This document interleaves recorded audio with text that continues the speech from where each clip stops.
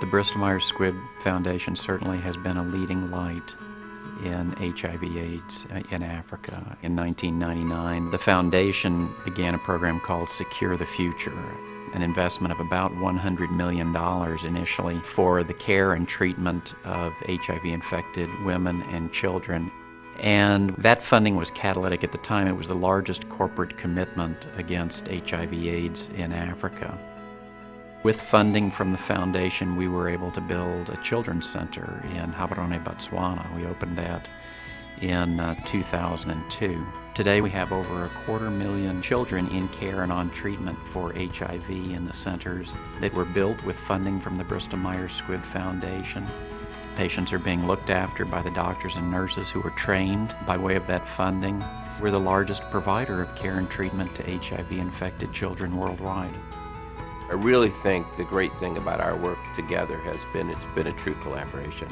It's not just a check, it's how are we going to develop the workforce, what are the drugs we're going to give, how do we build clinics, what's the distribution. In a very real sense, the Baylor International Pediatric AIDS Initiative is what it is today, not just because of the funding, but also because they helped us to be better in every way during the most formative stages of our development.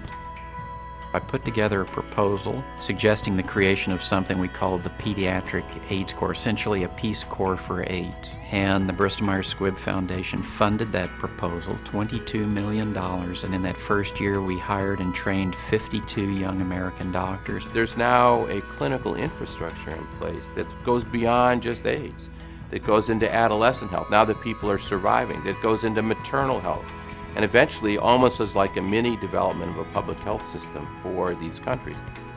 The work that they have supported now is being replicated in pediatric cancer, in the care of children with sickle cell disease, tuberculosis, neglected tropical disease, and many other conditions.